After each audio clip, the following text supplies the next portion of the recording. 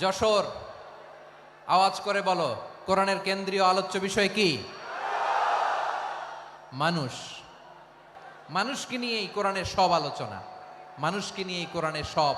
তাই কোরআনের কেন্দ্রীয় আলোচ্য বিষয় হচ্ছে মানুষ। কোরআনের কেন্দ্রীয় আলোচ্য বিষয় কি? যশোরের ভাইয়েরা বুঝে থাকলে সবাই বলবেন, কোরআনের কেন্দ্রীয় আলোচ্য বিষয় কি? এই যে আমি মূল আলোচনায় যাচ্ছি এখন।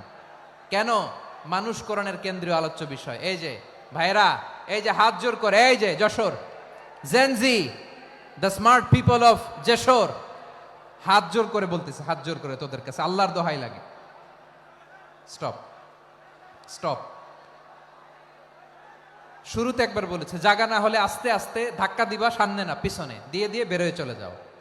এলইডিতে দেখো, এই যে এই যে আল্লাহর ওয়াস্তে, জায়গা না হলে ওদিকে যাও। কোরআনের মাহফিলে বিশৃঙ্খলা, এটা কাফিরদের আলামত। কাফিররা শীষ দিত, শীষ। বিশ্বনবী কোরআনের তাফসির করলে কাফিররা শীষ দিত আর ক্ল্যাপিং করত, হুইসেল এন্ড ক্ল্যাপিং। তো আমরা কি এখানে বিশৃঙ্খলা করতে আসছি? তো বারবার থামানো লাগে কেন? কোনো আওয়াজ হবে না, বললাম তো, স্টপ। আওয়াজ করে বলুন, কোরআনের কেন্দ্রীয় আলোচ্য বিষয় কি? সবাই বলেননি। এতগুলো মানুষ উত্তর দিলে এতটুকু আওয়াজ হয়, অন্তত আমি বিশ্বাস করি না। যশোর, আওয়াজ করে বলো, কোরআনের কেন্দ্রীয় আলোচ্য বিষয় কি? মানুষ। এই মানুষ কোরআনের কেন্দ্রীয় আলোচ্য বিষয়। মানুষকে আল্লাহ স্বাধীনতা দিয়েছেন, ফামান শাআ ফালইউমিন ওয়া মান শাআ ফালইয়াকফুর।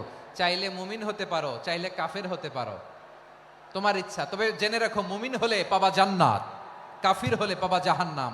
নাও দ্য ডিসিশন ইজ ইয়ার্স। সিদ্ধান্ত তোমার, জান্নাতে যাবা না জাহান্নামে যাবা। যশোরের ভাইয়ের আওয়াজ করে বলুন, কই যেতে চান, জান্নাতে না জাহান্নামে? ডান দিকে না বাম দিকে? ডানপন্থী না বামপন্থী? চিল্লা চিল্লি না চুপচাপ?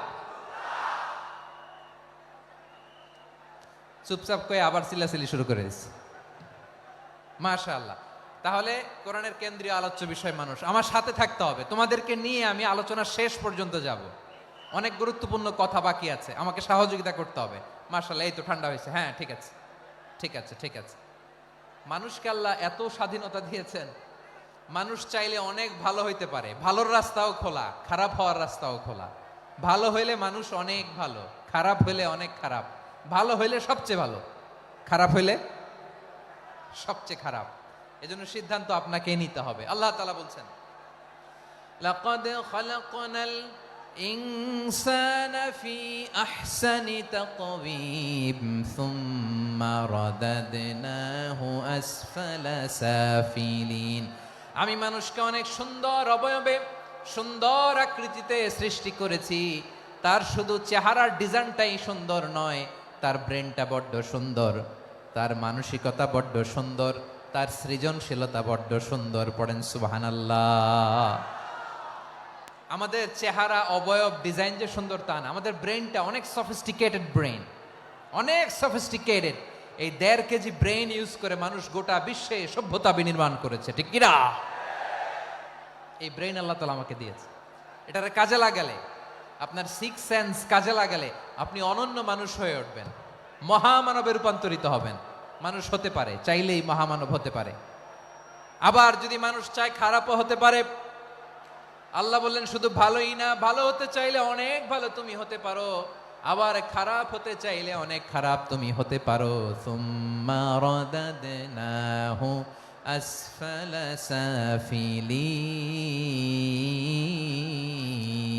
সাফিলিন। খারাপ হলে একেবারে খারাপ হতে পারো, নিকৃষ্ট হলে একেবারে নিকৃষ্ট হতে পারো, ভালো হলেও ভালো হতে পারো। কোন সুবহানাল্লাহ। এবার আওয়াজ করে বলুন, ভালো হতে চাই না খারাপ? শ্রেষ্ঠ না নিকৃষ্ট? মানুষ ভালো হলে মানুষ ফেরেশতার চেয়েও ভালো, মানুষ খারাপ হলে সে পশুর চেয়েও খারাপ। কথা ঠিক কিনা বলেন? ভালো হলে ফেরেশতার চেয়েও ভালো, খারাপ হলে পশুর চেয়েও নিকৃষ্ট।